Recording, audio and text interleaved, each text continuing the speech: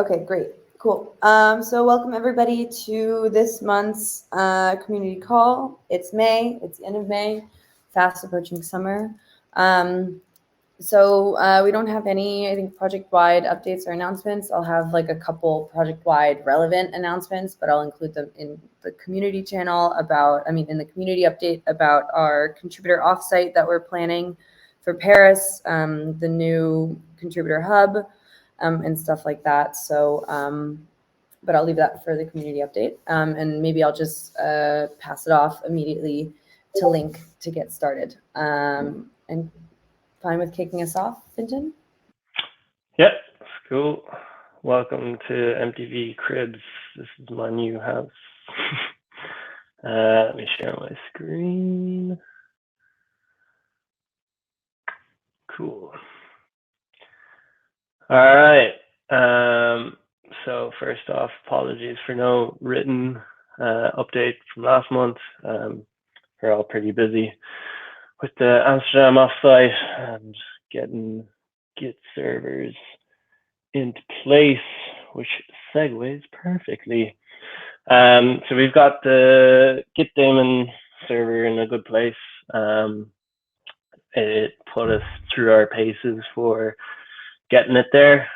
So we we have to add some additions to the protocol and rework some of the stack so that it could work in a stateless fashion. But we got that into place, then immediately ran into some async Rust concurrency issues where our SSH signer was deadlocking with a considerable amount of time digging into it. Thanks to Alex, we were able to unblock the pipes and we tested running git push and git fetch over SSH to the server, and it all seemed to work. We included a git push script if anyone wants to try it out, linked in the post here.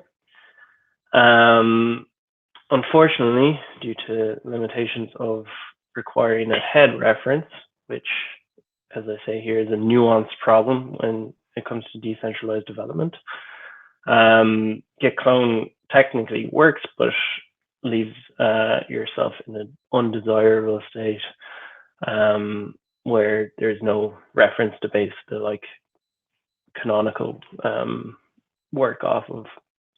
So to solve that, we're proposing a link clone command in the CLI, which will cover handling the picking of a canonical reference. Alex has a patch pretty much ready for review, so we should see that soon. The next step in this integrated experience of the Radicle link storage, the Git server, and other applications being able to talk to each other is the RFC for storage hooks. So as processes make changes to the storage, whether it's data changing URNs or tracking, they can execute hooks based on these changes. In the realm of synchronization, which kind of was the next step after the Git server, we included a command, link sync, to synchronize with configured seeds. So basically doing a fetch and a push to any configured seeds. So we see this is useful for synchronizing with all the work in one go, say if you come online at the start of your day, or I suppose at the end of your day as well. And in the realm of replication, we are pretty much stabilized on replication v3. We worked on honoring the tracking configurations, and basically allows you to block peers' data if you wish. So not fetching the refs, but only fetching their RAD references to ensure data consistency across the network, but ignoring the rest of their data. However, with the many pitfalls we've run into with the Git oxide dependency, we're discussing the removal of it, which it is backing a lot of the replication work at the moment. How much of it we remove and how much of it we might keep is under discussion. And it remains to be seen whether this is required for removing the feature flag or if we can support replication, or replication v3 being the default going forward. And a lot of the features we've worked on require replication v3 anyway, so we'll see. But obviously we'll notify any upstream dependents through our mailing lists and announcements. For COBs, so the ops clients team have been exploring using collaborative objects for patches, I believe, possibly issues. Someone can correct me if I'm wrong there. And that has led to some good discussions for changes, improvements. So the first major change to allow the exploration was to remove the authorization logic in the collaborative objects protocol itself. So instead, application developers can inject their own authorization logic, making the protocol more malleable. This led to the discussion of removing the use of JSON schema for validation, for similar reasons of like malleability and allowing applications to validate have their own validation logic. So we just become a glorified transport layer for collaborative objects. For identities, we're discussing the implementation of quorum rules at the moment. We would like to make it easier for initial setup of identities with more than one delegate and have that be a verified document. But with these cryptographic proofs, it's always we always like to be careful and have discussion on whether this is the right thing to do or not. So you can find that discussion on the RC linked.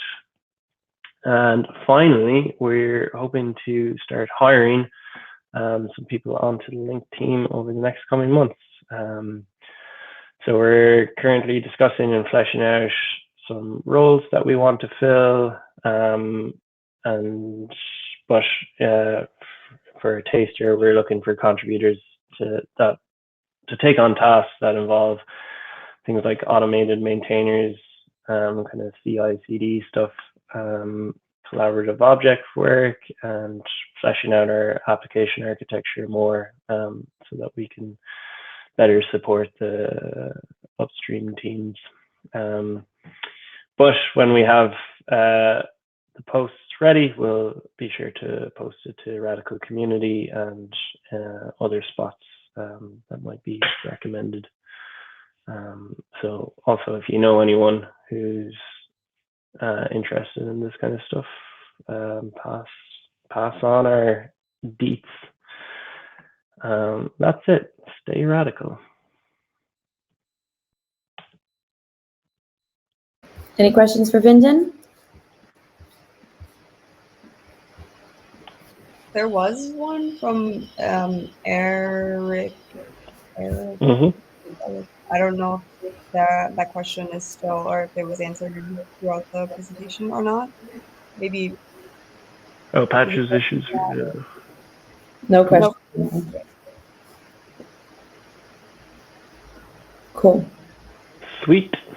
Finton, I'll just say that once you guys have your job JDs up, you can either add them directly to this job board that we have, or you can send them to me and I can help you get set up. This is also a part of the Radicle Contributor Hub and is where we kind of are starting to host any job descriptions that you have. So feel free to just loop me in when you have those. Thank you. Appreciate that. Cool. Awesome. Thank you, Link, for the update. So we'll pass it off to Upstream now.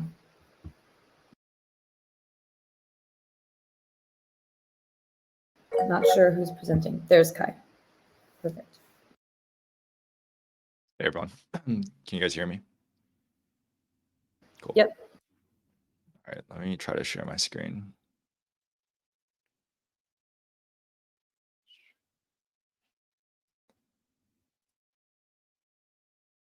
Cool.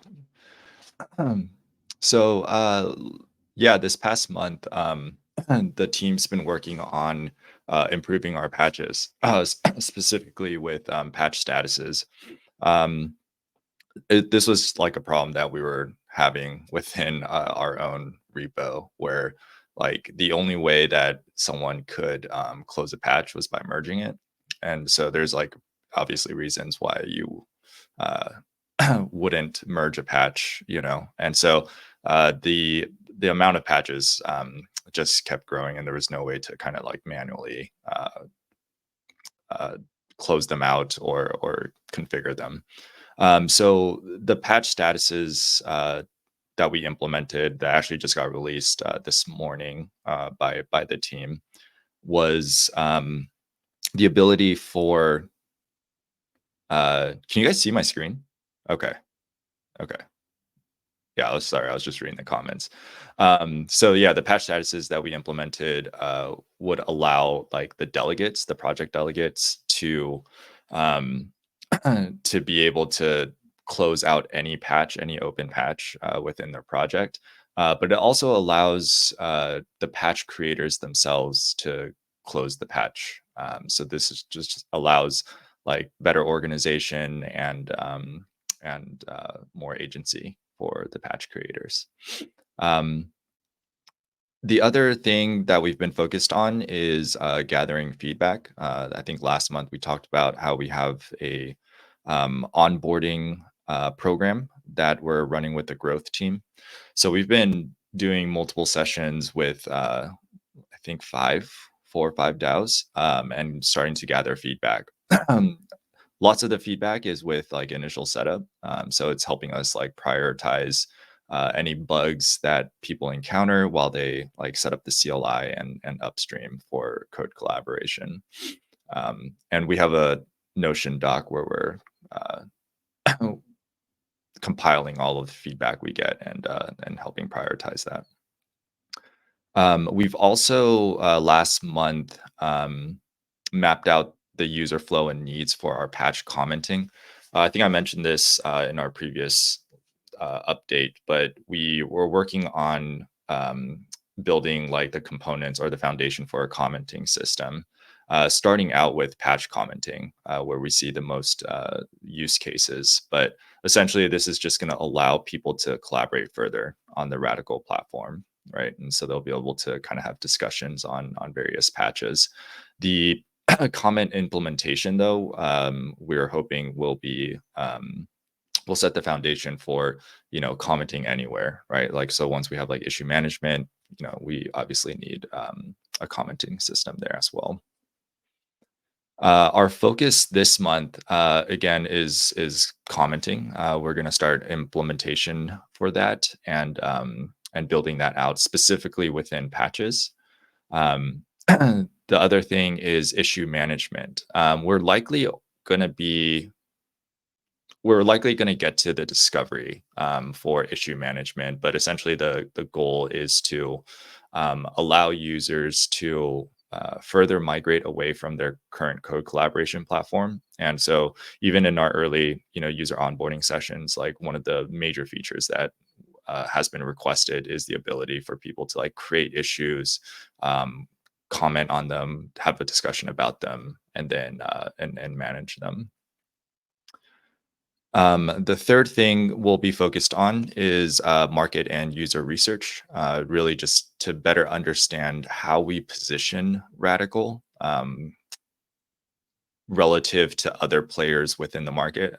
There's a lot of obviously large incumbents that we need to think about, like how we want to either go up against them or partner with them, or where we fit in kind of like the code collaboration ecosystem, right? And I think there's specific advantages that our platform provides that that other players within within this market won't, and we need to identify those and understand how we go after them.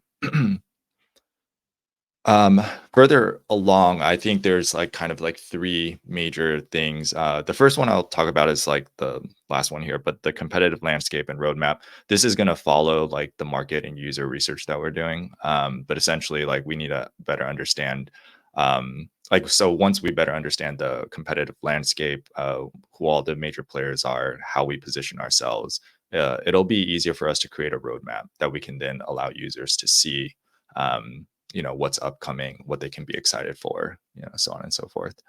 The other one I'll talk about is the Ethereum integration. This is a carryover from last month, but essentially we're trying to figure out like how Upstream fits into, how we want to integrate like Ethereum and blockchain into the Radicle or Upstream specifically. And what we actually want users to do with this type of integration. We previously had this, and then we took it out because it wasn't working very well, and two, we didn't really have a good use case for it. And so we're kind of like rediscovering how we want to go about it. And the last one is cross-team collaboration. So I want to plug that I just, or a couple of us actually just created a proposal for how to better collaborate across our code collaboration teams. But essentially, if we're going to be taking on some of these larger incumbents and really trying to compete in this market, like I think we need to better understand like how we collaborate internally in order to maximize our value delivery to our users, right? And so I think there's been some issues or like some improvements that we can work through in order to make our teams run a lot smoother. And ultimately, the goal is to have like the best and most seamless user experience for the user, right? Because really that's the only way that we're going to be able to compete in this market. So yeah, if you like, I would love to hear everyone's thoughts on this proposal and this discussion, because I think it's pretty important, and we want to make sure we do it right, but we want to make sure we do it in a decentralized a DAO way that people are also happy with. So feel free to check it out. That's all we have for Upstream. Thanks. Great. Any questions for Kai and Upstream? No? Okay, cool. Very excited to read that post. I think it'll be really awesome to kind of start having some discussions around that. So just for everybody, these discourse posts are like a really great opportunity to share just thoughts or musings. And I think that, there's kind of an effort to try to start like publicizing some of these conversations that we might have in private or in offsites, and these discourse posts are definitely like a really great opportunity to capture thoughts and engage. So we'd definitely push everybody to make their way to the forum every week if they can. But cool, thank you, Upstream. We'll keep moving it along to alt clients. I think Sebastian is going to be taking the lead on the update this time.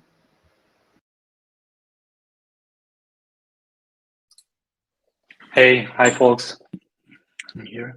I'm taking the update and talking about community. Today is a special day because the alt clients team has its first discourse community update.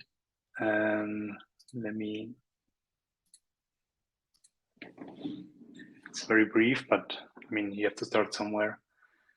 Can you see the screen? Yep. You might just want to zoom in a tiny little bit.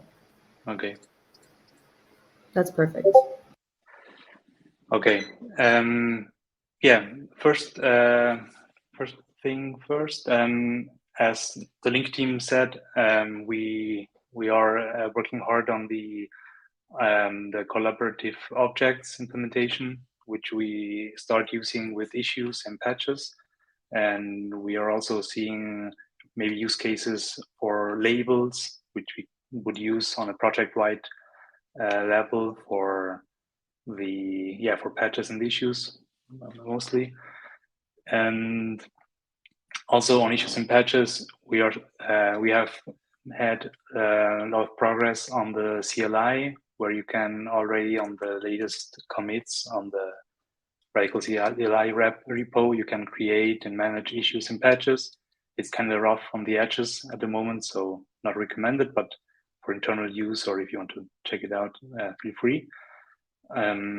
Also on the web client, we have some new work being done for looking into issues and patches.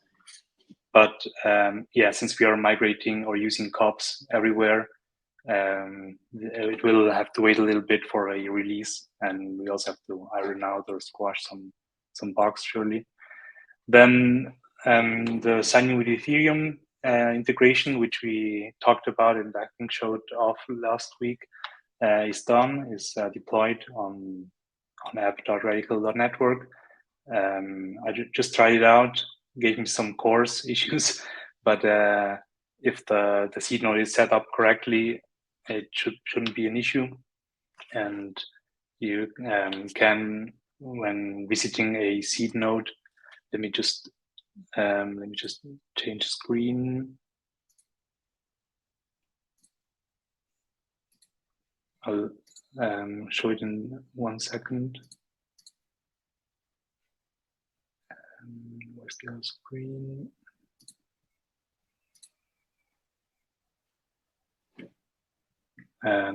Sorry.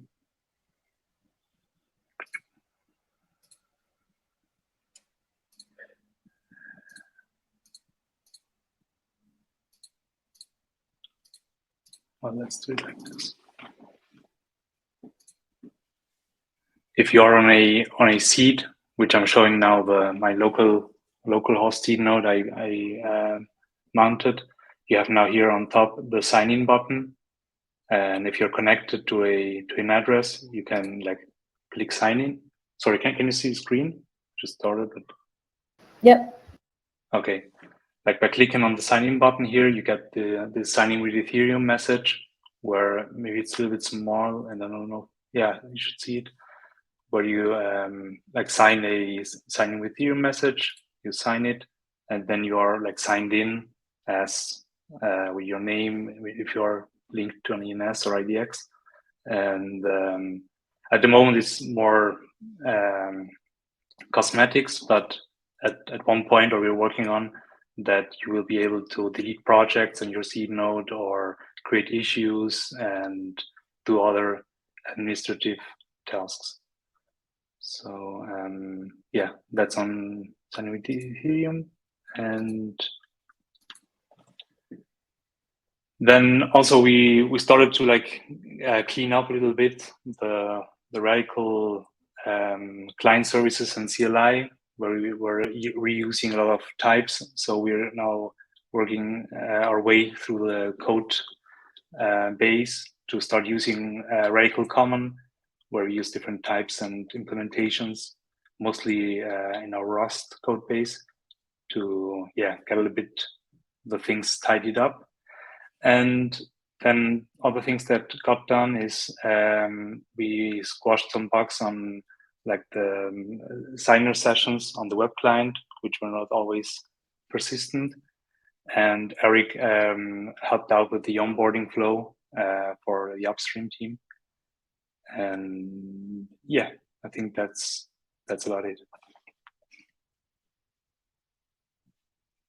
Also, nice proposal on the code on the core team collaboration. Looking forward to it and reading it. Nice, awesome. Thanks, Sebastian. Really cool to see the sign-in with Ethereum stuff working. Definitely excited to go check that out. Any questions for Alt Clients team?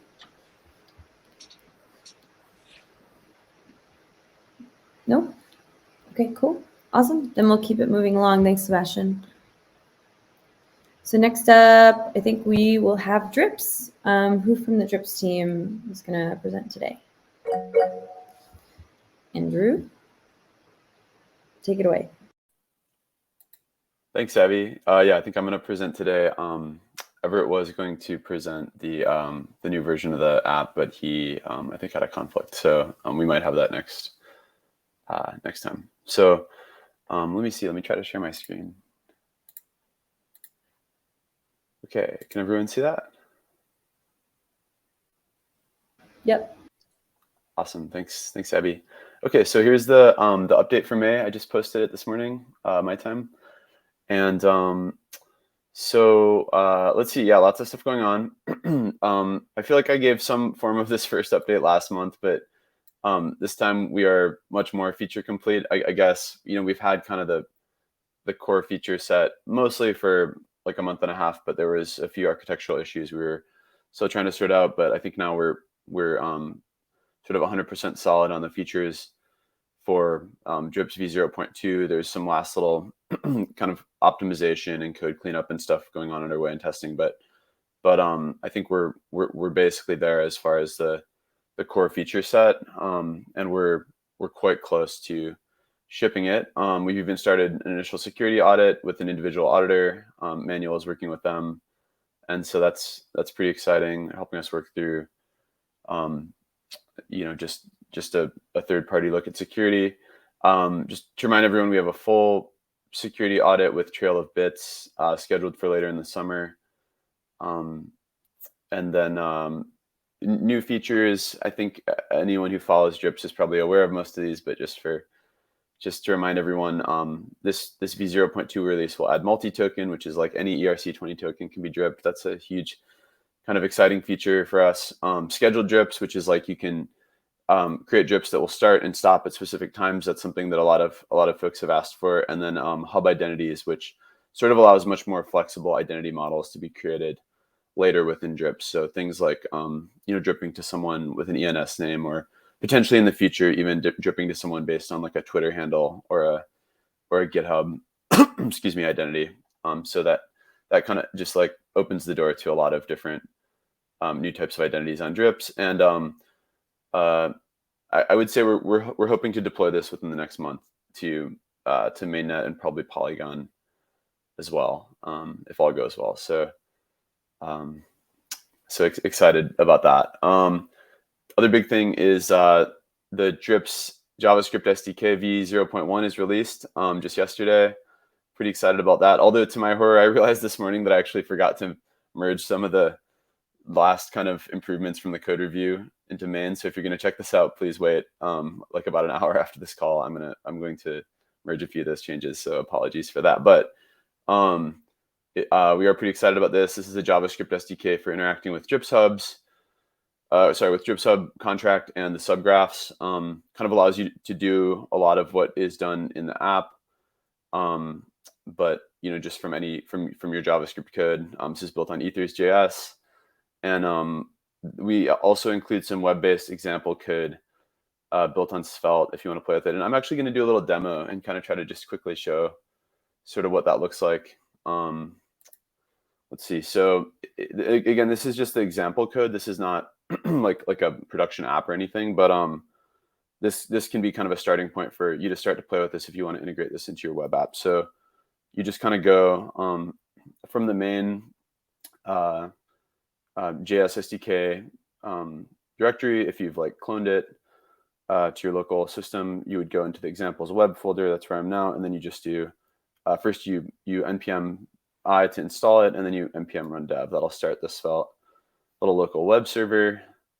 And so this is kind of what it looks like. And it just, I'm not going to run through all of this, but this kind of has a lot of the different functionality just kind of consolidated in a really simple web interface. So you can connect your client, or sorry, your wallet. It'll show some of the different, your address, the network you're on, how much DAI you've been approved for, how much has been collectible, how much has been dripped or split to you, and then how much is going to be split to others from your address. You get kind of like some of your information about your address as far as more detailed drips and splits JSON, and then you can query just any address. So this is just a random address that we've been using to test on Rinkeby, but just to kind of show you, and these are the JSON blobs that this is all coming from the subgraph. So this is kind of, again, stuff that's like useful if you're going to develop on drips. This part allows you to configure new drips and test committing those as transactions. And so yeah, that's kind of what the example code or the example web app looks like. And then this is all available here at the drips.js SDK repo. So you can find this in the link from the announcement or from the link on our Discord. So pretty excited about that. Really looking forward to get feedback from people. I know the Workstreams guys are going to jump in and check it out. And some of the guys from Wonder and some other teams are also going to be taking a look. So really excited to get their feedback. And then I'd say the last update is this isn't totally released yet, but as I said, Everett was planning to demo it on the call today. So I think we're very close. Also been kind of in the works for the last couple of months, but the new version of the Drips app is coming out. This will have kind of the refactored identity. This is, kind of making a lot of the identity features that we have in communities available to just any user account, making them much more flexible in general. So communities are getting renamed to memberships. And then, it's, whereas it used to be kind of just communities that could add these identity metadata, things like, your Twitter account or your GitHub or like descriptions, any user can now add that in Drips and it will be linked in IPFS. So I think that'll be nice for many teams, and we're hoping to release that in the next week. So I'd say the last update is a bunch of us from the Drips team are planning to be at ECC in Paris. So if anyone is going to be there, please get in touch. We'd love to connect with you and meet you there, and just chat about streaming funds. All right. Let's see. I'll stop sharing. I heard that there was a bunch of comments, so maybe I'll just check the. In the meantime, any questions? Lots of applauses coming in the chat. I'll throw some too. Forget how to do that. Snaps. Any questions for the Drips team besides applause? I see a question from Jason. Is it on testnet already? Let's see. Was that for the the v0.2? V0.2 is not on testnet yet. Yeah. Yeah, I had a question maybe to see where the SDK, where you think the SDK should be maybe used, because there is drips.network, which is making use kind of, I don't know if it uses the SDK or something else, but is the idea to also like internally Radicle to use the SDK, for example, in the web interface or Workstreams, or is like drips.network the place where one should interact with Drips? Yeah, great question, Sebastian. So I think the answer is it will be used in a lot of different places. So for drips.network, that's really like a front end app, like a user facing app for folks who want to interact with Drips like as an individual user. But a lot of the teams that we're talking to now are wanting to really kind of like integrate with Drips, like build on it as a kind of infrastructural piece, right? So for example, like Wonder, they're doing DAO tooling. They want to use Drips to allow DAOs to like vest tokens or to pay contributors. And for them, they want to have like their own user experience, right? So they don't want to send users to the drips.network app.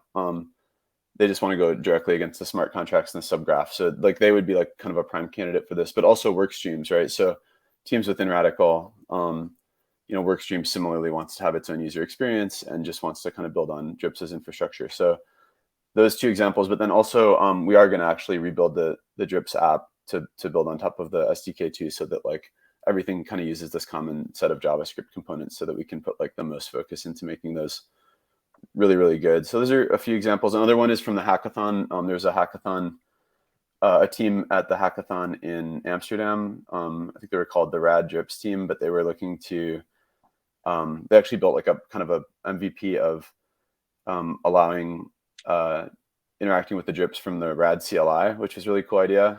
So like if you're in a Radicle CLI, you can drip to another project by having like a command that's like drip and then your address and their address. So those are kind of a bunch of examples, but just generally speaking, more and more we're hoping that drips really becomes kind of like core Ethereum infrastructure for streaming. And with that in mind, given that a lot of the apps building on us really want to have their own experience or not even have a front end, they just want to be, this might even be someone like building something in Rust that runs on a server. Give folks kind of the tools to have a library to build on drips. Okay, awesome, thanks. Yeah, for sure. Great question. Any other questions?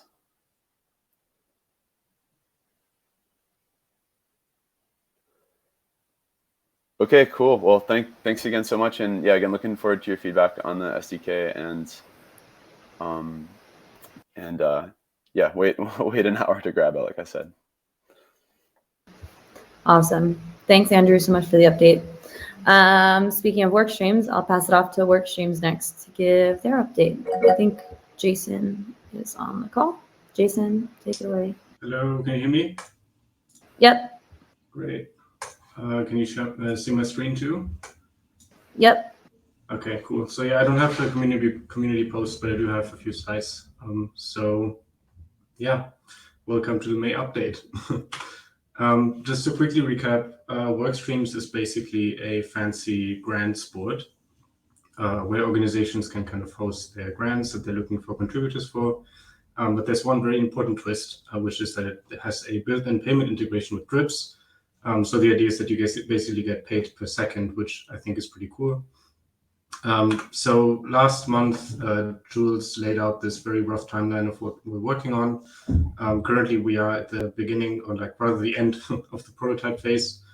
So basically, the idea is to first build a fully functional prototype in a kind of centralized fashion, just to kind of try it out and see if it works well. Validate everything, and then move into the decentralization phase, where we find some way for organizations using Workstream to, well, own their own data, their own Workstreams data. And then lastly, we want to look into ways to essentially integrate Workstreams deeply into the Radicle experience by finding ways to perhaps automatically pay out funds if code is merged, or integrating with Radicle issues, things like that. So that's kind of the rough timeline that we're operating on. So as I just said, right now we are kind of at the last stages of the prototype phase, so quite soon we'll be able to actually test this out in the wild. I'm pretty excited about that. So at the beginning of the month, our stack pretty much looks just like that. We had the Workstreams app, which is just a Svelte app talking to the centralized Workstreams API. And we use sign-in with Ethereum here, so you don't have to create your own account or something like that. Now, what we did in the last month is essentially do the basic drips integration. So we're now talking to the drips hub directly to get some of the payment stuff going already. And by the way, thanks a lot for the folks from the drips team for helping out. Greatly appreciated, and it's been a lot of fun.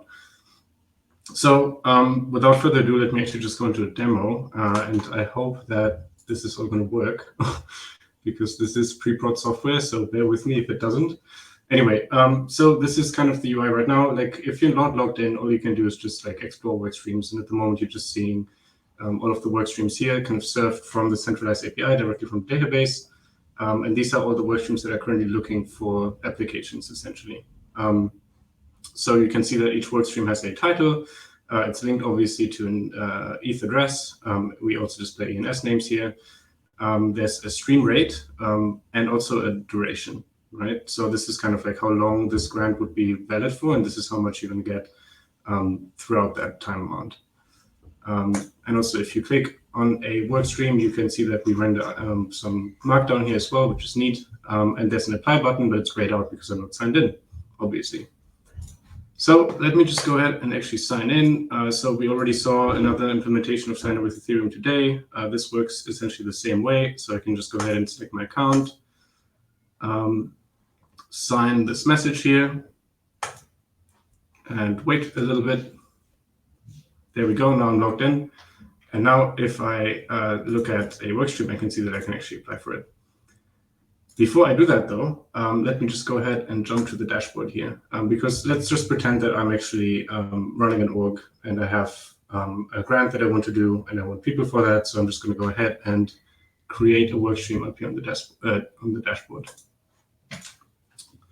Doing that test. Let's pay, I don't know, generous 1,000 DAI for 1 day. And add a little description. If I click create, now this workstream will show up on my dashboard as waiting for applications, right? And obviously that's it. It's waiting for applications. So now I have to wait for people to apply. I'm just going to go ahead and sign into a different account and just apply for that workstream real quick.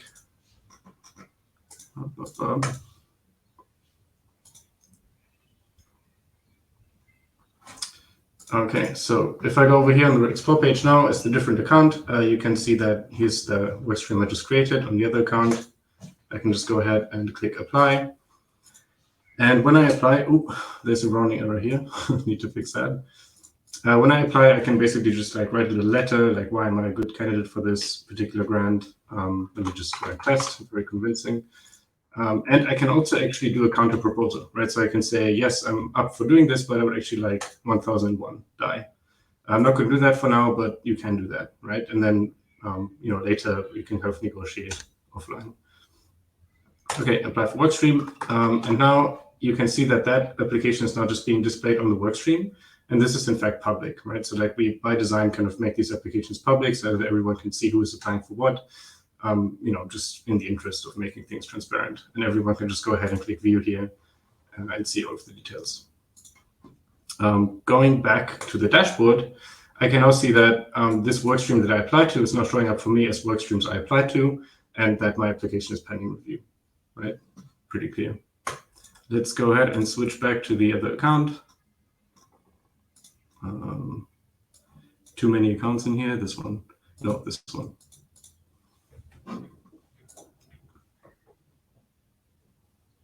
Okay, so now on my dashboard, I can see that I have an application to review, right? Because there's an application now. So if I go ahead and click on this, I can see that as the workstream creator, I can not just view it, but also deny or accept. And here's the proposed rate, which matches in this case. But if it was a counter proposal, it would kind of be highlighted here and like exactly like break down how much more has been proposed, basically.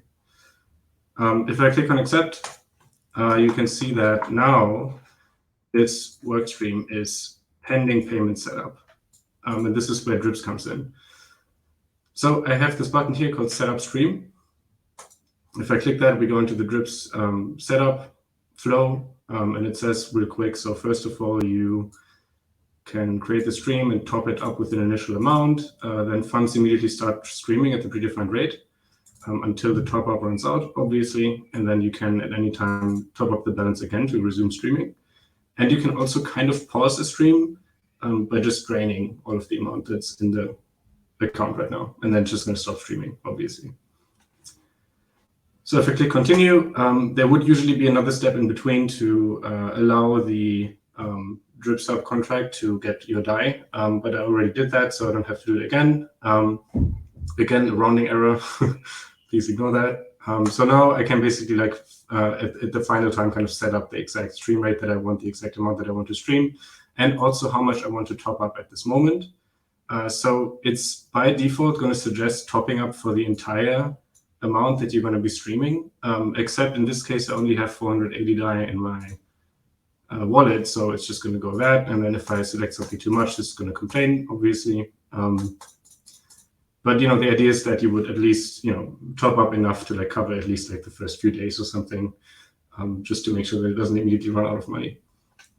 So if I click here, this actually triggers the set drips transaction directly to the drip sub, which is just one transaction that sets up, like creates the account basically for this workstream, automatically tops up the 480 DAI, and just starts streaming. Just going to go ahead and confirm that. We're now waiting for the transaction to be confirmed. So it's going to take a while. I haven't planned anything to say during this, so let's just sit in silence. Oh, that was quick. Very nice. Okay, so now if I reload, you can see that it's now showing up as outgoing funds. And in fact, I can see exactly here in real time how much money is left, how much money of the amount that I topped up, which I think is pretty cool. And let's just go ahead and sign back into the other account that is receiving these funds. Almost done, by the way. And I can see that on my end, it says incoming funds, 1,000 per day. There's this much left. And actually, I can see my balance up here kind of in real time going up, which is pretty cool. And just one important thing about this is like this basically means that you don't have to front work anymore, right? Like you know that this money is coming in right now. So you don't have to worry about not getting paid at the end. So yeah, that's where we're at right now. Cool. Let's just jump back to the last slide. So what's next in the next month? So a few things. First of all, we are going to finalize all of the interactions with scripts. So there's a few things still missing, like collecting the money that you earned, which is pretty important, but also topping up and pausing work streams. Then we want to kind of deep dive and solidify the plans around like decentralizing this whole thing, and also integration with Radicle Code Collab, how exactly that's going to look like. We want to, as soon as possible, actually start testing this internally, presumably by, running a few of Radicle's own grants on it. Let's see. And then, of course, also like switch to the Drips SDK, because right now we have a whole bunch of pretty low-level code going on that we would like to get rid of. So we're excited about that. Yeah, that's pretty much it. Nice. Thank you for the demo. We have a couple questions. I think Eric raised his hand. Eric?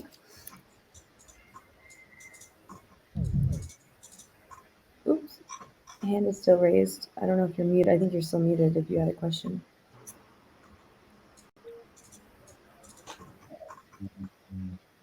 Yeah, very good note. It's very hard to understand you, sorry. Sorry? It was kind of hard to understand you there. Maybe it's better now. Okay. Let me Yeah, try. Better now? Yeah, okay, cool. Yeah, pretty cool demo. I liked it a lot. That's a very, very, very nice feature. I mean, I'm just wondering, so obviously you mentioned in the end, there's a lot of stuff and work to be done on the like decentralization part. And I'm wondering, like, how would you imagine like the endpoint, like the Workstream API to look like? Would it be like an HTTP API or yeah, I mean, what's the idea behind this? I mean, that would be interesting for us. I mean, probably also for Upstream. So because I'm having like the use case of like working on issues, and then connecting them to work streams. Yeah, So, I mean, honestly, like there's a lot of ideas floating around, and we haven't really settled on one yet. But I mean, one of the ideas is just like letting people just host a Workstream server where like it will just be like a simple HTTP API, not very much different to what it's happening right now, except that you can host your own server, right? And then the other idea is actually just having them hosted on Radicle seed nodes directly, potentially, right? That could also work potentially, but we'll have to see about that. I mean, I think we're also going to be talking with all clients extensively on this, probably because, like, I guess the end goal very much is integrating this with issues one day. So I think we can find a good solution together. Yeah, cool. Thanks. Yeah, very cool stuff. Yes. Anything else? Not sure if it's more drips than Workstreams question, but what would happen if the Workstreams created doesn't top up much or it drains everything? Yeah, so that's a question we also asked ourselves. And I mean, like, essentially, like, we kind of need to have a way for people to kind of, I guess, get fired, right? So I don't think it would be okay if there was no way to stop the stream. But the good thing about it still is that, like, you can tell if money's coming in right now. As soon as it stops, you can stop working, right? So that's kind of the big benefit for the like recipient of the grant, is that they know while they're getting paid, like at this moment in real time. Yeah. We also had another question in the chat. I don't know if you answered it already, Jason, but Yorgos asked about what would or how would it work if one of the two parties wanted to terminate the agreement, so the equivalent of like quitting or firing. Yeah, so I guess that's kind of the same thing. So like, I mean, yeah, so the Workstreams creator can at any point just remove the funds from the account and effectively stop the stream.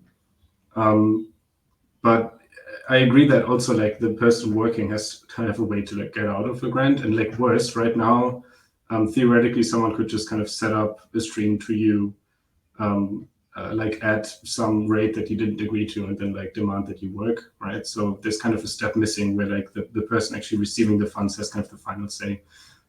So I think Julian already like briefly asked the Drips team if there would be some kind of way for maybe like just having some Boolean value of the recipient can like turn off and say, I don't want to receive funds from here anymore, which I think would be a great feature. But I guess that would be kind of up to the Drips team if that's on the roadmap or not. I don't know. Maybe someone has an idea about that. I mean, like currently we don't have it, but it's on our roadmap. We potentially would add it in the future. That basically the receiver can say stop it, and then we would keep the money in the sender account. Yeah, it would just be great if there would just be like a kind of pause Boolean that both parties can access, right? Yeah. But currently, as you already said, it's only the sender who can stop a trip. Yeah, that's currently set up. Maybe you can also ask, like Boredom asked, like how it would look with a multi-sig. It's basically a wallet. If you have Wallet Connect, which Jason integrated, then basically you can get multi-sig support for free, and you can do everything if Hypnosis is safe. And then it's like not the MetaMask and Hypnosis safe together with Wallet Connect approving the grant for the Yeah, we should definitely have some specific UI for that, I would say. But yeah, we'll look into that for sure. But really, it looks really nice, Jason. Also, like how you manage it, how the withdrawable and the current balance. So the current balance already starts increasing, and you can see, but it's not withdrawable yet. And so that's like really nice. Yeah, I really liked it. Thanks. To be clear, like there are still some problems with that. Like if you withdraw some amount, like it doesn't know about that yet, but we're gonna fix that. So yeah, I think the whole magic is in seeing it in real time, right? yeah, definitely. Just to comment quickly on this idea of allowing someone else to start a drip. This is something we were talking about in the last day, because Superfluid actually just released kind of even a more general version of this called access control lists, where you can delegate any kind of control of like a drip or split to any other set of addresses or address. And so I think this is something we're going to look at for the next version. And have like very powerful features around this. But yeah, I think it is going to be probably a little while. So in the meantime, we'll have to do workarounds for that. But cool. We are thinking about it. Awesome. I mean, there's a lot of stuff for us to integrate in V2 as well, right? Like start dates is going to be great. And obviously like multi-token streams is also awesome. So cool. We had one more question in the chat from Martin Dock, which is, what if the grantee doesn't deliver up to standards? Are we planning to have something like decentralized courts to solve these problems? Yeah, that's a good question. I mean, Boredom, like I saw that on our own grants program, there's kind of this mechanism that like you receive some money up front, but then like the larger payout is tied to some, like entity approving the work essentially, right? And that's something that I think we can look into in the future as well. Well, like we have to really. And this kind of goes back to this idea of like somehow finding a way to connect this final payout with like actually code being merged on Radicle potentially, which I think would be great. But could also just be, like a multi-sig kind of approving some transaction that says, okay, pay out the rest of the locked funds or something like that. So I think like in my personal view, it would be amazing if there would just be some locked amount somewhere that like, is there, and it can either be like paid out by a bunch of people agreeing, or it can go back to whoever put it in the contract in the first place. And then at least, like you're streaming money to the recipient immediately, but you don't lose all of the money if they don't deliver on their work, right? But also, like, I guess Boredom is the expert on that. Like, I'm not sure if there's any better ways to solve this, but there's for sure things we can do. Cool. So I didn't even realize, but we're actually almost at the hour already. But I think it's great. I think it's so awesome to see a demo of Workstreams, and I'm glad that it's triggering so much conversation. So let's keep the Workstream discussion going in the chat. And I'm sure Jason can answer any other questions that anybody has in the Discord as well. But we'll keep moving it on to the last two updates from growth and community. People have to hop at 5, feel free. But if I'll be staying on and finishing the community updates, we can get it recorded as well. So yeah, I'll pass it off to Nas to take on the growth update.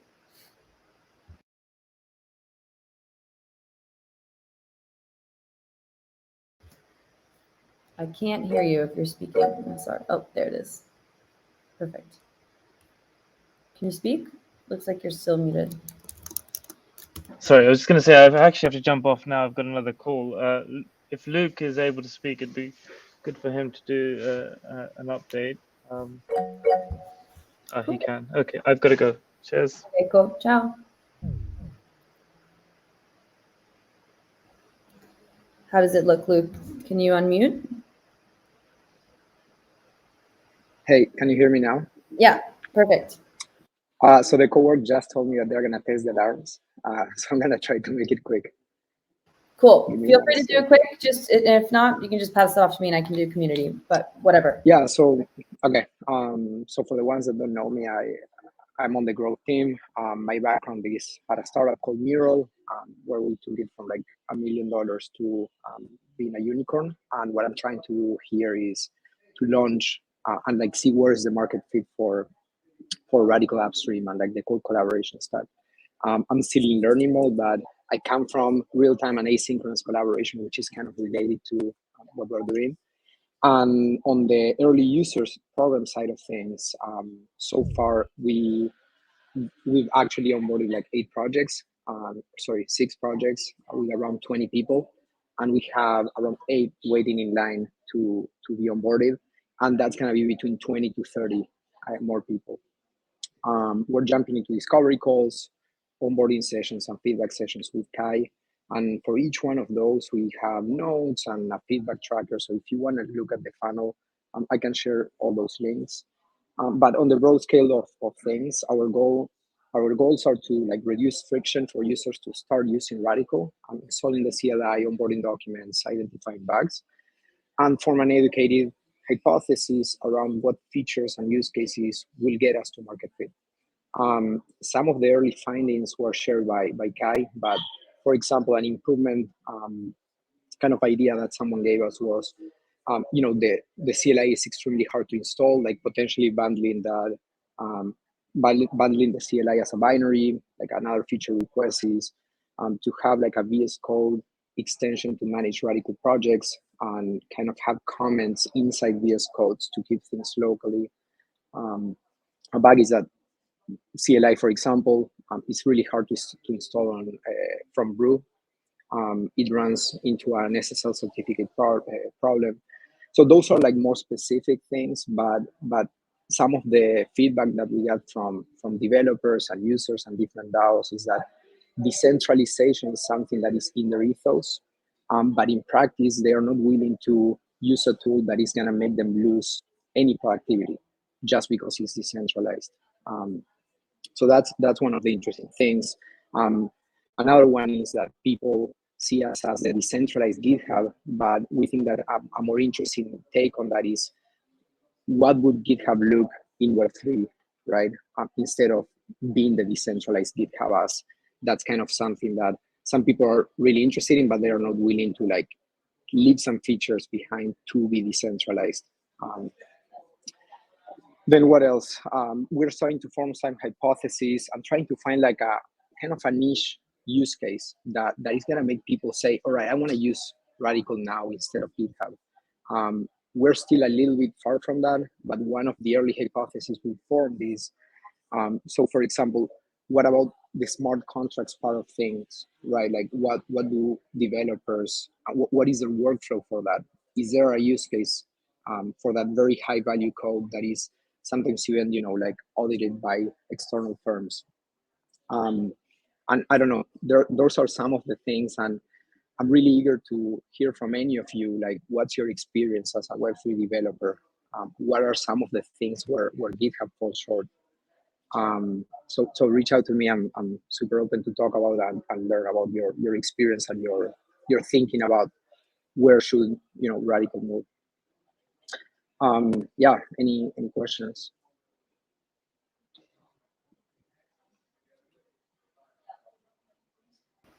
Any questions? No? Okay, so we had a question. Okay, Sebastian, you can go ahead. We had a question in the chat, but I think that's for drips. So we can leave that there. But go ahead, Sebastian. Yeah, no, just I was about to respond to Nas on the update, but maybe Lucas, you know it better, or also I see there is a bug on the early findings on the RAD CLI. It would be nice to maybe if you can point me or Eric to the people who have experienced this bug, so we can maybe debug it and squash it. Definitely, yeah. And I posted the link there for the feedback tracker. Awesome, thanks. Cool. Yeah, awesome. It's really great to have you, Luke, just going through and getting all this feedback. I think that this is definitely like what we want to see flowing back to the product teams. Yorgos had a question about how, or a comment, that they actually have a grant about Radicle IDE plugins and just finished the first milestone. And so they have the second milestone coming up. So maybe you also want to look into that as well, which could also be something that could make, you know, I think increased usability for sure. So cool, and a lot of interesting growth docs being shared in the chat. So I think I'll keep it moving to community just so we can make sure we wrap up since we're 10 minutes over. And I wanted to share while we have as many contributors on the call. Luke, thank you so much for taking over the update today. I'm happy to have you on board. I'll start sharing my screen just to wrap up from our end here.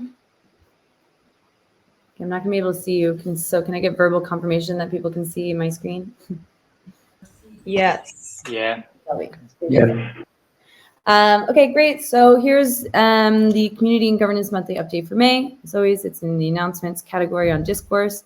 So we've gotten up to a couple things over the last month, community-wise. So we started planning our ECC week activities and some activities around ETH NYC, NFT NYC. So I think most importantly, the shout out that I want to give, and I'll write this in an email to contributors, is that we've made the decision to plan the Paris contributor offsite during the week of ECC. So sometime from July 19th to 23rd. Sorry for the background noise. I advise contributors to book travel from the 18th to the 24th. We were thinking of maybe we should do it after that week, but it seems like there's a slight preference to doing it during the week based off of the Discord poll that I did. So we're going to move ahead with that. More details to come about reimbursement policies and agenda. But if you need to block off time, the dates are the 18th to the 24th is when we'll have our Radicle activities happening in Paris. More to come on what day we will actually be doing the offsite. So again, that's in July, but more coming up sooner in June, at the end of June. I think it's the June 20th to June 25th. There's two events in New York, NFT NYC and ETH NYC, which is another ETH Global Hackathon. We'll be sponsoring ETH NYC, and me, Nassar, Luke, and Shannon from the DevRel team will also be attending events as well. I think they're planning on hosting like a dinner or a happy hour. So let us know if you'll be there or if you'd like to attend. We're going to be hopping around there. One of the biggest updates that we pushed recently is this Radicle Contributor Hub. I'd love for everybody to take a look at it. If you haven't seen my email regarding it, please go search through your inboxes to find it. But basically in an effort to create a better onboarding experience for Radicle contributors and a better look into what's happening within the Radicle project, the community team launched and is maintaining this Radicle Contributor Hub that provides an overview of Radicle contributors, core teams, the expectations and responsibilities of core teams, all of our community calls, notes, and recordings, and important governance resources in our governance hub that you all have seen that Shelby put together, codes of conduct, basically just like very important project-wide resources that we want to have hosted in one public accessible place for our contributors. The action item here, which again is in this email, is to be sure to make sure that your core team profile is filled out by the end of this week. I want to present this, actually publish this to the discourse post more officially. So our community can have an eye on kind of who's working on what. I see that there's still some of these core team profiles. I can actually show you what they look like. unfilled out. So if everybody or the core team lead could just make it a responsibility to fill out your core team profile page. Upstream, good job. You already did that. I love it. The goal here is just to get all of the resources that you think are relevant for your core team that you'd want a new contributor to be able to access in one accessible place, so we can start organizing as we continue to scale and grow. Also, lots of really nice standardization that's just generally happening around core teams here that we think is going to be really important for our transition to the DAO. So that's that initiative. Again, I'll be sending out another reminder email, but please take the time to fill out your core team profile by the end of this week. Other things that we worked on, so we coordinated a discussion around documentation. It's here. This is the link for it. With Joel, Kai, Jason, Brandon, and some others. I think that we'd like to continue moving this conversation this month. So take a look. I think it's would be nice to gather as many thoughts as we can there, so we can kind of turn it into more actionable next steps. But that was a really great conversation. Thanks everybody for joining. And then finally, we're hosting a really fun little hack this evening called Rad Radio. So Rad Radio is a live peer Radicle collaboration that's done in a celebration, I guess you would say, of NFT Berlin, which is this conference that's happening here in Berlin over the next 2 days. And so this evening at 10:30 p.m. Berlin time, we're hosting a 3-hour live stream at which is a very iconic independent music broadcasting service. So you can find the stream at rad.lol. This website was made by Brandon and Jason in the last week. And I think the coolest thing here is that not only are we going to have a live stream with great DJs at this iconic location, but it's streamed on LivePeer, which is a decentralized broadcasting network. And it's going to have Radicle drips enabled, basically. So it's powered by drips.network. And people who are watching the stream are going to be able to, like in real time, tip the DJs, which is like a really, really, really cool thing that's happening. So I'd love for everybody to tune in. It starts 5 hours, 18 minutes. I'll be tweeting about it, so we can kind of see Radicle in action. So that's like a fun community thing that's happening tonight. In terms of hiring, we're still hiring. I've been doing a lot of interviews over the last couple of weeks, have a couple potential candidates, but as usual, I have these job descriptions here. So if anybody comes to mind for a comms manager or community events manager, please let me know. So then I'll get into our quick governance updates. I'll pass it off to Boredom to give a quick updates on grants. Boredom, if you're still here, just a quick update, and then I can just like briefly talk through the updates on the transition to the DAO work. So Boredom, I'll let you take it away, and I'll also mute my Discord. Can you hear me? Yes. Okay, sweet. So yeah, first thing, we just like 2 quick updates and one last, less official update. One is that we fully funded some retroactive content work. Basically, a community member wrote up a nice little tutorial on debugging the CLI on Ubuntu. So we threw them like a little thank you drop to them. And we also got funding approved for the project that Andrew alluded to earlier.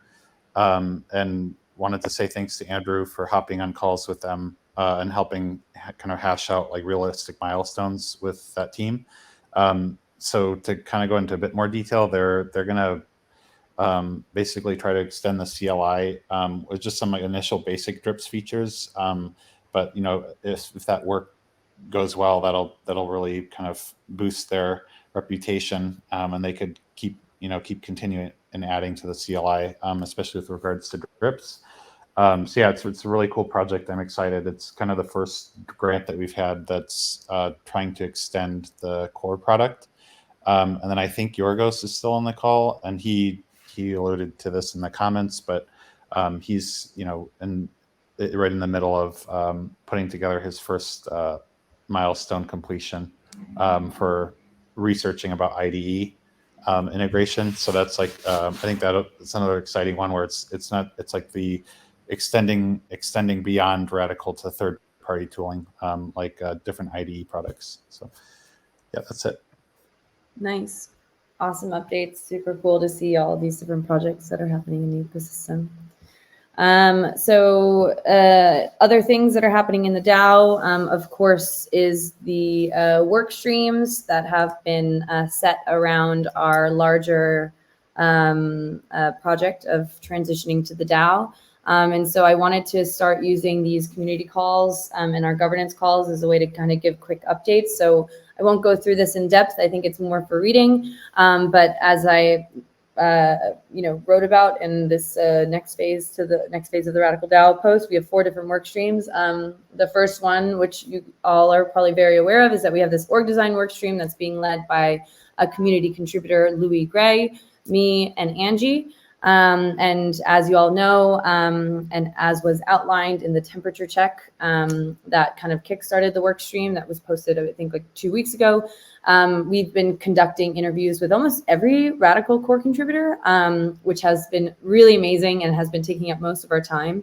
But we wanted to let everybody know that we're currently reviewing these interviews and plan to publish a written reflection, analysis, and kind of overview of what our next steps are with regards to what we learned from these interviews, and wanted to give a big thank you to everybody who participated in them. They were super enlightening, and we're really excited we've already started debriefing and digesting them. So I think within the next 2 weeks, you should see a published written reflection for community review about kind of where we're going with these interviews next.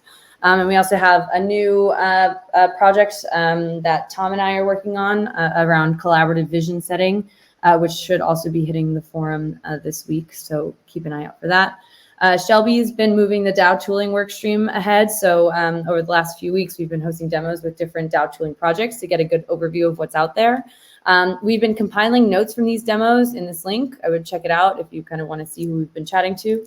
But Shelby is now putting the final touches on the temperature check for the DAO tooling workstream, which focuses on how and her thinking on how we can improve the governance process and what tools and practices we should start using to make it better. This will also come with next steps for where we see this reevaluation of the stack and how we see ourselves introducing new tooling. And then the last 2 work streams are still kind of in formation, but I wanted to note that me, LA, and Angie had a kickoff meeting that's currently being transcribed into a temperature check for the distribution of ownership work stream. So specifically how we envision distribution of ownership to contributors, ecosystem partners, and users. And so that temperature check will ideally hopefully be up this week as well. Let's see. And then finally, the distribution of influence workstream is also still in formation, but me, Boredom, Shelby have been chatting and kind of had like a brainstorming kickoff meeting with the team from OtterSpace to discuss how their work could potentially support this distribution of influence workstream. I'd have everybody check out OtterSpace. It's basically this DAO tooling project that's trying to build a better membership model for DAOs. And it seems super relevant to what we're trying to do at Radicle. So again, these are the work streams. I'd ask everybody if you want more detailed discussions and updates on the work streams to join our governance call, which happens, on the off bi-weekly, so 2 weeks from today. That's kind of where we dive into some of the weeds and details of the discourse posts for sure. 14 interviews we've done over the last 2 weeks. Thanks for that call out, Louis, which is a lot. And we've definitely learned a ton from them as well. So yes, again, thank you everybody for participating. Super excited to keep moving this forward, this work forward. Any questions from anybody before we close up this community call? Nope. Thanks everybody for the applause. I appreciate it. And I hope that we'll see everybody at the stream tonight. I think it'll be really fun and was a really fun hack. Big kudos to Brandon and Jason for putting this awesome website together and this awesome use case for Radicle as well. So with that, since we're over, I'll end this community call for this month. And I'll plan on seeing everybody next month in June. Thank you everybody for the time, the awesome demos. This was a really fun one.